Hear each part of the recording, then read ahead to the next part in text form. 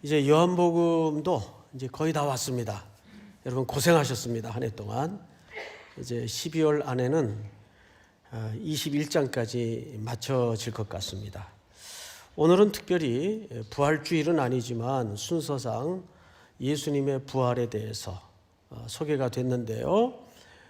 특별히 부활을 조금은 한 여인의 관점에서 우리가 부활의 세 가지 얼굴이라는 제목으로 살펴보도록 하겠습니다.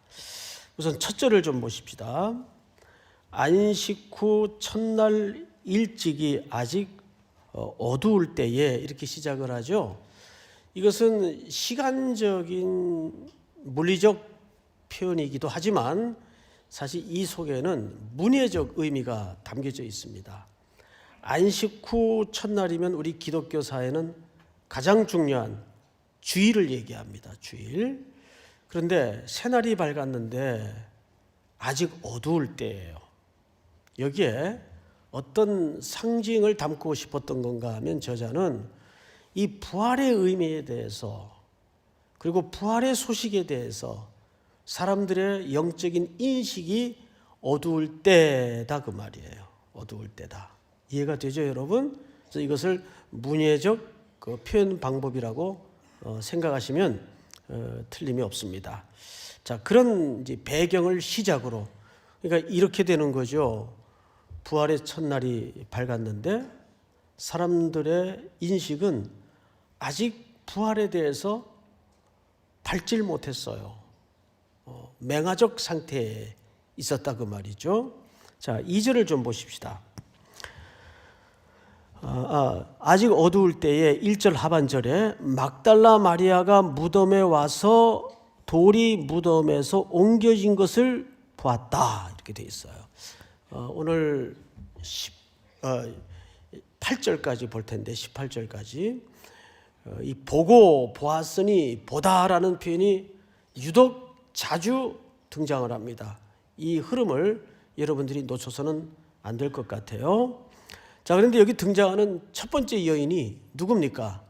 막달라 마리아예요. 이 막달라라는 말은 성이 아니에요.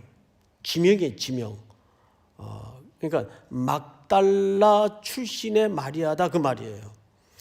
사복음서의 기자가 예수님 십자가 주변에 여러 여인을 소개하는데 그 중에 마리아라는 이름을 가진 여인들이 굉장히 많이 둘러서 있습니다. 예수님의 어머니도 이름이 마리아예요. 여러 명의 마리아가 소개가 되는데 사복음서 기자가 한 번도 빠뜨리지 않고 모두가 기록을 남긴 유일한 인물이 이 막달라 마리아입니다. 그런 의미에서 이 부활의 현장의 막달라 마리아의 역할은 굉장히 중요한 역할을 갖고 있어요. 그래서 오늘 이 여인을 중심으로 이 부활이 어떻게 세 가지 얼굴로 나타나는가를 우리가 조명하고자 하는 거죠. 자, 그런데 이 막달라 마리아에 대한 오해가 좀 많아요. 보통 이 막달라 마리아를 창녀 출신으로 오해를 합니다. 여기에는 역사적 좀 오해가 있었어요.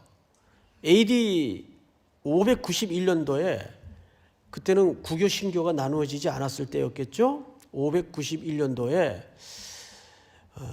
그레고리 1세라는 교황이 있었습니다. 이 사람이 설교를 하다가 누가복음의 7장의 마리아와 누가복음 8장의 마리아를 같은 인물로 혼돈을 해버리고 말았어요. 누가복음 7장의 마리아는 나사로, 마르다, 마리아 유명한 3남매가 등장하는 그 마리아가 소개가 됩니다. 그리고 누가복음 8장에는 그 베다니 마리아 말고 바로 7 귀신 들렸던 막달라 마리아가 소개가 돼요. 그래서 마리아 앞에 막달라라는 지명, 출신지가 소개가 되는데 그레고리 1세가 설교를 하다가 이 7장에 베다니 출신 마리아와 막달라 출신 마리아를 한 인물로 소개를 하는 바람에 이 부활절 기점으로 무덤가에 나타난 이 마리아를 바로 그 창녀 출신의 마리아로, 그리고 동시에 7 귀신 들렸던 마리아로 이렇게 섞어 버려서 오해가 생기기 시작합니다.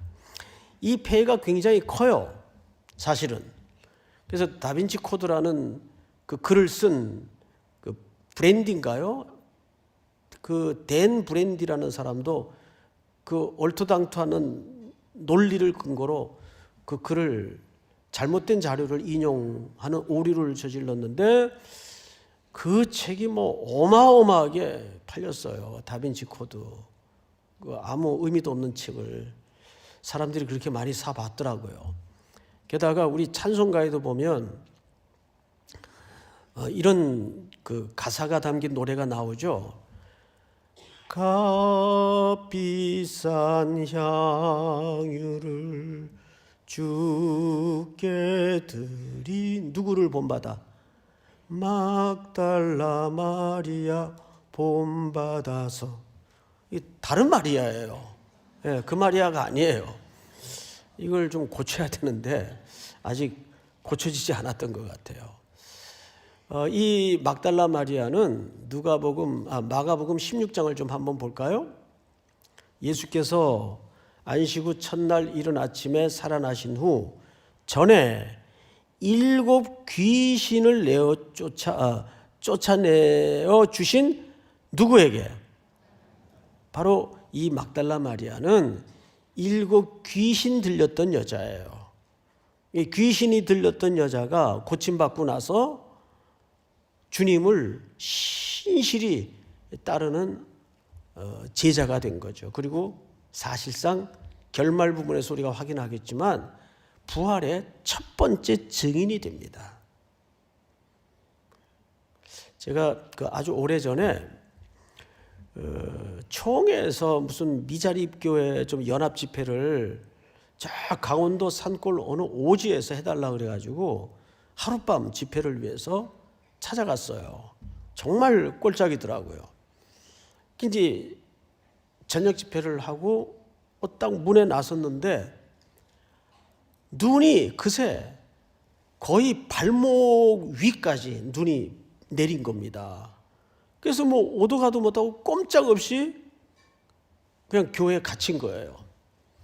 걸어갈 수 있는 사람들은 다 그 마을에서 걸어가고, 이제 갈 수가 없어서 차가 움직일 수가 없어요. 계속 눈은 내리고. 그래서 그 목사님 그 사택 서재, 뭐 서재래야 옹색하죠. 그 허름한 방에서 이제 하룻밤 부득이 잠을 자게 됐어요. 그 낯선 곳에서 잠이 잘 옵니까? 그 우두커니 이제 서재에 꽂힌 책을 이리저리 뒤지면서 앉아 있는데 그 목사님이 들어오세요. 아예 어떡하냐고 이렇게 그 이동을 못해서 괜찮다고.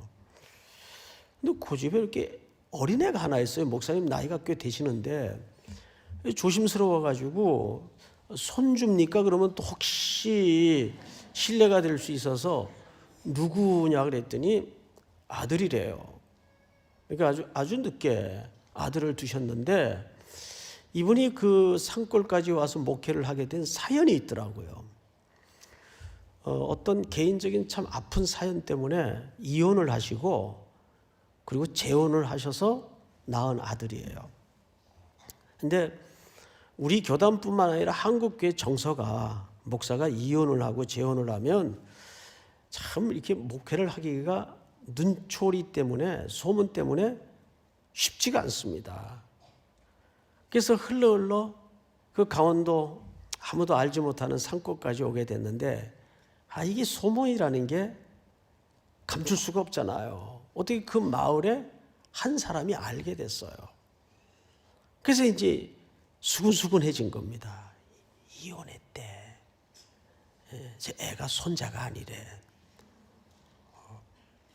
뭐 사별이래, 이혼이래. 이혼이래. 뭐 그러면서 자꾸 말이 도니까 사람들이 뒷담화를 치면서 교회를 안 나가는 거예요. 목사님이 얼마나 마음이 아팠겠어요. 자기 처지가 마음이 아팠던 게 아니라 자기의 이 불행한 한 인생의 단편 때문에 복음이 이 마을에 옳게 전해지지 못한다는 아픔이 사실은 더 그 상실감이 더 컸죠. 그래서 어떡하나 내가 이러고 목회를 계속 해야 되나 그러고 있는데 그 동네 무당이 화가 난 거예요. 이 동네 사람들 어떻게 이렇게 못될 수가 있냐고. 동네 무당이 그래도 이렇게 같은 업에 종사하는 큰 신을 모시는 분인데 아무리 사정이 있어 재혼을 했더라도 어떻게 이렇게 못되게 굴 수가 있냐고. 그래서 무당이 화가 나가지고 나라도 의리상 교회 나가야 되겠다고. 실제 무당이 교회를 나온 거예요. 그 무당이 그 교회 권사가 됐어요. 아까 그 앞에서 박수 열심히 치던 바로 그분이래요. 그 집회를 하는데 앞에서 누가 박수를 그렇게 열렬하게 치더라고요. 징치듯이 막. 보니까 그 사람이에요. 그래서 그 이후로 이 마을 사람들이 정말 뉘우치고 이 무당 출신의 권사님을 따라서 교회를 나오기 시작한 거예요. 그러니까 무당이 한번 회개를 하니까 이 영적으로 그 어떤 그 같은 영은 아니지만 그 질서는 알잖아요. 그래도 질서는 이 막달라 마리아가 바로 7 귀신 들렸던 바로 그 출신의 마리아예요. 그러니까 인생의 주인이 바뀐 거죠. 그래서 그때부터 오매불망 주님이 내 영원한 구주이십니다 라는 고백으로 믿고 살다가 그 주님이 가장 극형에 해당하는 십자가에 죽으시는 장면까지 본 거예요. 그리고 장사 지내는 장면까지 목격하게 된 겁니다. 그러니 이 7 귀신 들렸던 막달라 마리아가 얼마나 큰 상실감이 있었겠어요.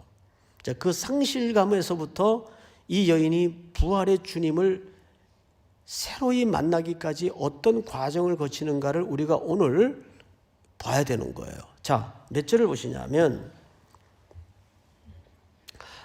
3절, 2절부터 제가 좀 읽겠습니다. 시몬 베드로와 예수께서 사랑하시던 그 다른 제자에게, 여기 그 다른 제자란 이 글을 쓰고 있는 요한을 얘기하는 거예요.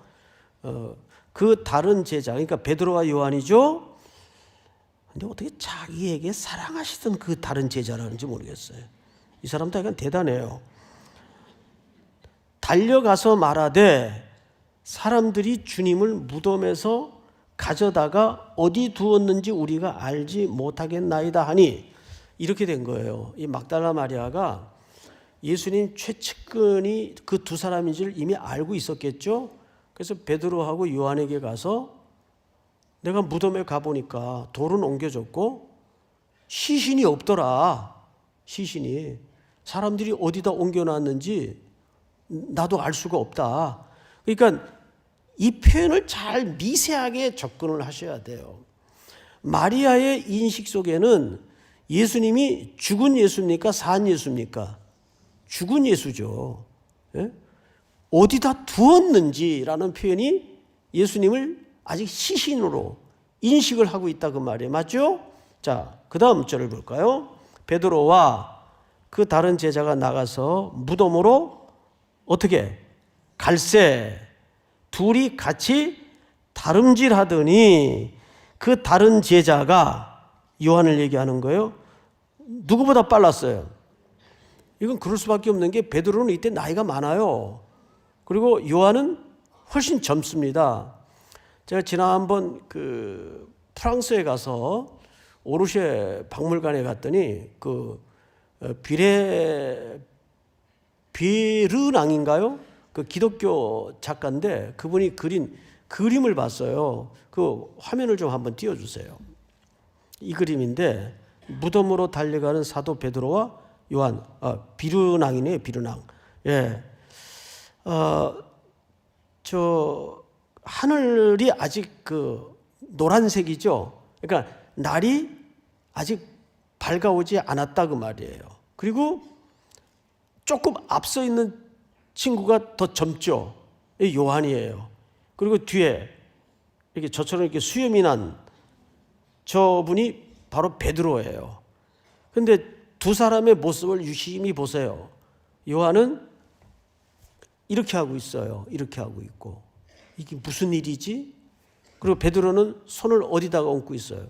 가슴에 얹고 있어요. 가슴에.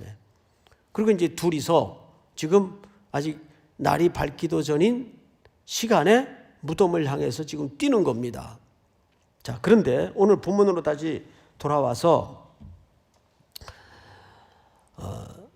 베드로보다 더 빨리 달려가서 먼저 무덤에 이르러 5절 다 같이 시작. 구부려 세마포 놓인 것을 보았으나 들어가는지 아니하였더니. 네, 구부려 세마포 놓인 것을 보았으나 들어가지는 아니하였다. 못 들어가는 거예요. 요한이 먼저 달려가 놓고 그냥 무덤만 이렇게 들여다본 거죠. 근데 세마포가 놓여 있어요. 그 말은 무덤이 비어 있다 그 말이에요. 그리고 이제 6절 시몬 베드로는 따라와 이제 허걱거리면서 뒤에 따라왔겠죠. 무덤에 들어가 어떡하니 보니 베드로는 무덤에 들어갔어요, 안 들어갔어요? 예, 먼저 요한은 못 들어가고 어정쩡하게 입구에 서 있는데 베드로는 역시 기질답게 무덤에 쑥 들어가서 베드로도 어떻게 했어요? 봤어요.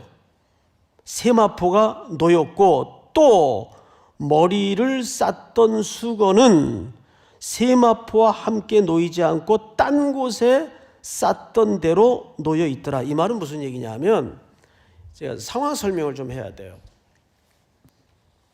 유대인들은 굴 안에다가 시신을 안장할 때 발쪽을 굴 입구 쪽에 놓습니다. 그리고 머리를 굴 안쪽에 놓습니다. 두 번째로 유대인들은 시신을 세마포로 싸는데 발끝부터 머리끝까지 통짜로 싸는 게 아니에요. 이걸 따로 싸요. 머리하고 몸을 따로. 이유는 자, 머리를 돌 같은 데다가 어떻게 해야 돼요? 고여놔야 돼요. 그렇죠?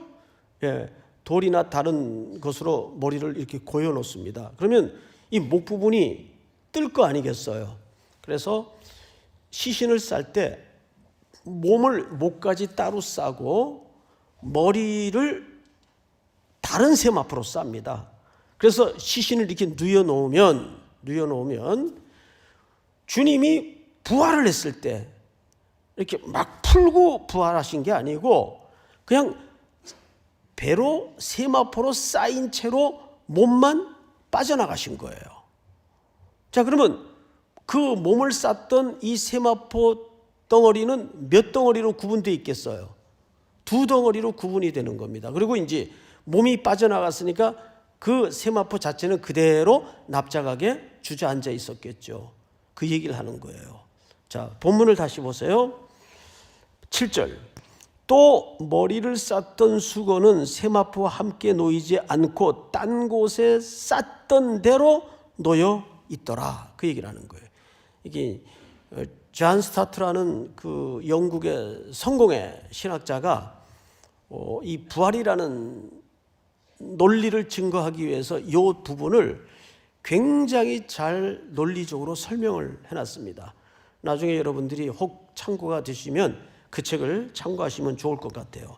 그리고 이제 8절을 같이 한번 읽어보십시다. 시작. 그때야 무덤에 먼저 갔던 그 다른 제자도 들어가 보고 믿더라. 예, 요한은 베드로가 들어가니까 형님이 먼저 들어가서 보니까 그제서야 이제 따라 들어와서 그 둘을 그 상황을 확인을 했어요. 근데 여기 우리가 오해를 불러일으킬 만한 표현 하나가 녹아져 있는데 8절 끝에 봐요. 이렇게 돼 있어요. 들어가 보고 또 보고가 나오죠. 어떻게 했다고 돼 있죠? 믿더라. 자, 여러분, 보고 믿었다 무슨 뜻일까요? 부활을 믿었다는 말이 아니에요. 이 말은 마리아가 말한 게 진짜구나, 시신이 없구나, 그러니까 팩트를 믿었다는 거지 부활을 믿었다는 말이 아니에요. 자, 그 증거가 9절에 보면 이렇게 되어 있습니다. 9절 제가 읽습니다. 그들은 성경에, 자 여러분 잠깐, 여기서 말하는 성경은 신약 성경을 얘기하는 걸까요? 구약 성경을 얘기하는 걸까요? 당연히 구약 성경입니다. 이때 당시에는 신약 성경이 아직 기록이 되지도 않았을 때예요. 그러면 이 성경은 구약 성경을 얘기하는데, 구약에 그가 죽은 자 가운데서 다시 살아나야 하리라 하신 말씀을 아직 알았다 몰랐다. 그렇죠. 그러니까 제자들이나 이 여인마저도, 막달라 마리아마저도 예수님이 시신이 없어진 사실에 대해서는 알았어요. 인지를 했어요.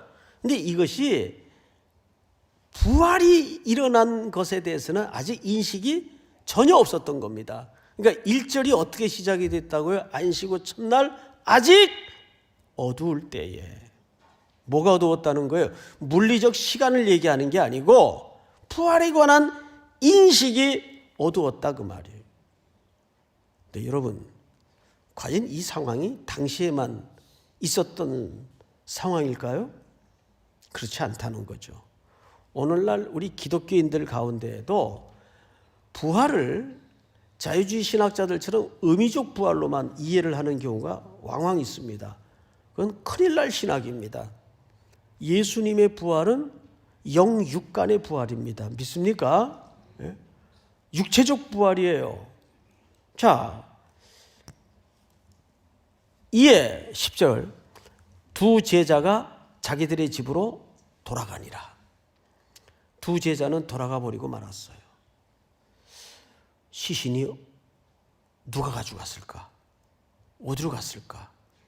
어디로 옮겨갔을까? 이런 궁금증은 있었겠으나 혹이라도 예수님이 부활했다는 사실에 대해서는 상상 속에도 인식을 갖고 있지 않았다는 겁니다.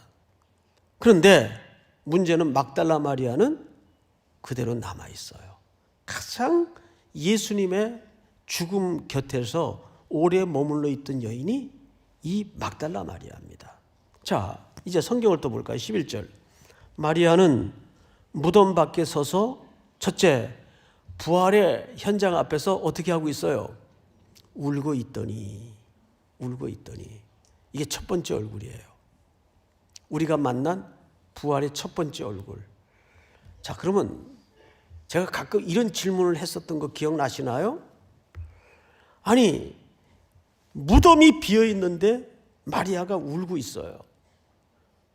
그러면 시신이 있어야 웃어요, 그러면? 생각을 해보세요. 여러분, 무덤이 비어 있다면 부활을 옳게 인식을 한 사람일 때 이게 울어야 될 일이에요? 기뻐해야 될 일이에요? 이건 기뻐해야 될 일이죠. 그런데 막달라 마리아는 울고 있어요. 근데 이 울음을 그리스어로 보면 눈물을 질질 흘리면서 우는 그런 울음을 얘기하는 게 아니고 울음이 터진 거예요. 엉엉 운 거예요. 그러니까 너무너무 자기의 전 존재의 의지가 무너진 경험을 하는 겁니다. 그렇게 흠모하고 내 인생을 고쳐주시고 내가 평생 쫓기로 다짐했던 이분이 이젠 죽은 거예요. 예수님이 죽은 거예요. 울고 있어요. 그래서 예수님의 육신의 죽음을 매우 슬퍼하고 있습니다. 자, 그런데 10절 이때부터 미세하게 본문의 흐름을 봐야 되는데 12절 다 같이 시작. 흰옷 입은 두 천사가 예수의 시체에 누웠던 곳에 하나는 머리편에 하나는 발편에 앉았더라. 예, 거기에서 뭘 봤죠? 천사를 봤어요. 천사들이 이르되 여자여 어찌하여 우느냐 이르되 사람들이 내 주님을 옮겨다가 아직도 시신으로 인식하고 있죠? 어디 두었는지 내가 알지 못함이니이다. 14절 시작. 이 말을 하고 뒤로 돌이켜 예수께서 서 계신 것을 보았으나 예수이신 줄은 알지 못하더라. 네, 인기척의 뒤를 봤는데 누가 서 있어요. 근데 그분이 누구였어요? 예수님이셨어요. 근데 여기 재밌는 요한의 아주 섬세한 묘사 하나가 우리의 눈길을 끕니다. 뭐냐 하면 예수께서 서 계신 것을 보았으나 알았다 몰랐다. 예수신 줄을 알지 못했다. 보고 있으나 보지 못하는 이 아이러니 현장이에요. 이것이 오늘 우리 신앙의 두 번째 얼굴이에요. 보고 있으나 알지 못하는 상태. 어떠세요? 우린 늘 주님을 글로 만나고 기도로 만나고 예배로 만나요. 그런데 정작 보고 있으나 알지 못하는 신앙의 두 번째 얼굴. 그리고 성경을 또 볼까요? 15절 예수께서 이르시되 여자여 어찌하여 울며 누구를 찾느냐 하시니 마리아는 그가 동산지기인 줄 알고, 이 부분은 일찍이 말씀을 통해 설명을 드렸었죠. 인류의 최초의 타락은 어디서 왔다고요? 동산에 시작이 되고 그 타락의 진정한 완전한 회복은 이 동산지기이신 예수님으로 회복이 돼요. 자, 동산지기인 줄 알고 이르되 주여 당신이 옮겼거든. 여기서 주여라는 말은 로드 주님을 얘기하는 게 아니라 극존칭적 표현이에요. 그냥 주여 당신이 옮겼거든 어디 두었는지 내게 이루소서. 그리하면 내가 가져가리이다. 대단해요. 여러분 아무리 힘이 센 여자라도 어떻게 남성의 시신을 자기가 옮길 수 있겠어요? 그런데 그만큼 막달라 마리아에게는 예수님의 지금 죽음이 너무 북받치는 아픔이에요. 그리고 너무 그분을 사랑했어요. 그래서 무슨 일이도 하고 싶은 간절함이 있어요. 자, 그런데 이상한 일이 벌어집니다. 예수께서 마리아야 하시거늘 마리아가 돌이켜 히브리 말로 라보니 하니 이는 선생님이라는 말이라. 자, 여러분 두 가지를 기억해야 돼요. 예수님은 마리아야. 근데 마리아는 예수님을 라보니, 히브리 말로 선생님. 두 사람의 부름과 인식에는 너무나 큰 간격이 벌어져 있어요. 어떤 주석가가 이렇게 글을 써놨더라고요. 마리아야, 부활의 주님이 이 여인을 마리아라고 이름을 호칭하는 것은 어떤 설명과 어떤 주석으로도 담아내기 어려운 따뜻한 인간적 접근이셨다. 근데 마리아는 아직 이분이 계속 누구로 인식되고 있어요? 동산지기. 예수님이 살아나셨는 줄은 꿈에도 몰라요. 그러면서 성경을 또 보십시다. 17절 다 같이 한번 읽어볼까요? 시작. 예수께서 이르시되 나를 붙들지 말라. 내가 아직 아버지께로 올라가지 아니하였노라. 너는 내 형제들에게 가서 이르되 내가 내 아버지 곧 너희 아버지 내 하나님 곧 너희 하나님께로 올라간다 하라 하시니. 네, 아마 마리아가 이랬던 것 같아요. 예수님 붙잡으면서 우리 예수님 어디 두었는지 말씀해 주십시오. 제가 가져갈게요. 그러자 예수님께서 나를 붙들지 말라. 나를 붙들지 말라. 이게 세 번째 얼굴이에요. 나를 붙들지 말라. 이 말은 무슨 뜻일까요? 이 말은 단순히 물리적으로 터치하지 말라 그 말이 아니에요. 그런 의미였다면 나중에 예수님께서 도마에게 자기 못자국과 옆에 창자국을 만지게 했어요? 만지게 하지 않았어요? 만지게 했단 말이에요. 여기서 나를 붙들지 말라는 말은 어떤 의미인가 하면 더 이상 나를 육체적인 인식으로 접근하지 말라 그 말이에요. 지금 마리아의 눈물의 의미를 정확히 아셔야 돼요. 마리아의 눈물의 의미는 단순히 그냥 예수님을 더 이상 옆에서 가까이 모시지 못하고 느끼지 못하고 겪지 못하는 육정의 이별에 대한 슬픔이 너무 컸던 겁니다. 나를 더 이상은 그렇게 접근하지 말라. 나는 이제 부활을 해서 곧 인류의 구원을 완성하시고 누구에게로 갈 몸이다. 아버지께로 가야 하나님께서 이 재물을 지금 온전히 받으시는 거예요. 믿습니까? 구원은 이루어졌어요. 이제 이 구원이 아버지께서 받으셔야 완성이 되는 겁니다. 내가 아버지께로 가야 된다. 나를 만지지 말라. 붙들지 말라. 더 이상 옛 관계와 옛 정서와 옛 삶의 태도로 나를 대하지 말라 그 말이에요. 그리고 이 여인에게 첫 번째 사명을 맡깁니다. 성경을 잘 보세요. 그것이 마리아가 사도들보다 앞서 부활의 증인이 되는 영광을 누리는 단서가 됩니다. 근데 여러분, 유대인들 사회에서 여인은 증인으로 채택이 됩니까? 안 됩니까? 절대 안 됩니다. 여인은 증인으로 채택을 할 수가 없어요. 그래서 자유주의 신학자들 일부 가운데 이 부활의 얘기는 허구다. 이게 진짜 허구라면 여인을 첫 번째 부활의 증인으로 설정을 할 수가 없죠. 그래서 이 마리아의 증인된 사건은 오히려 부활이 진실된 사건이었다는 것을 오히려 반증하는 스토리예요.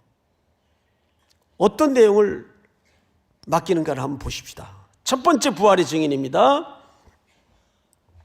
17절 예수께서 이르시되 나를 붙들지 말라. 내가 아직 아버지께로 올라가지 아니하였노라. 너는 내 형제들에게 가서 이르되 내가 내 아버지 곧 너희 아버지 내 하나님 곧 너희 하나님께로 올라간다 하라 하신지라. 18절 다 같이 시작. 막달라 마리아가 가서 제자들에게 내가 주를 보았다 하고 또 주께서 자기에게 이렇게 말씀하셨다 이르니라. 여러분, 마리아가 부활의 주님을 만나고 나서 첫 번째 부활의 증인이 됐다는 것은 무슨 뜻이에요?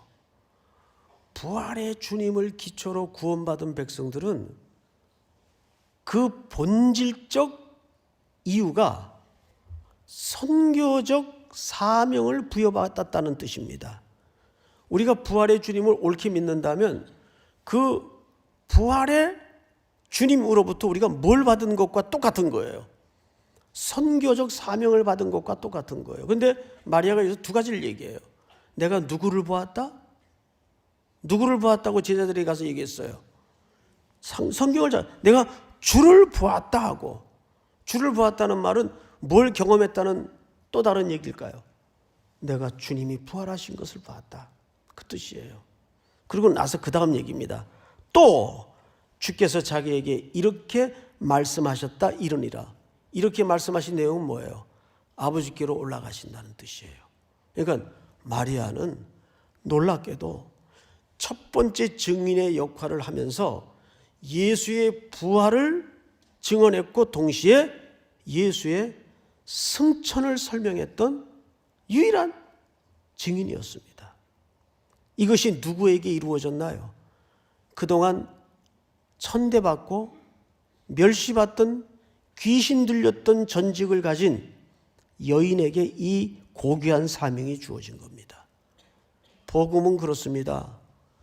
세상적으로 유력한 자에게 영향력이 있는 사람을 통해서 복음이 흘러가질 않아요. 복음은 이렇게 미천하지만 바람 많은 삶을 살았지만 예수 그리스도의 부활을 진실히 경험하고 예수 그리스도의 말씀을 들으면서 영안이 떠진 거예요. 마리아가 언제 주님을 주님으로 알아보았는가? 주님의 말씀을 들으면서 주님이 살아나셨구나.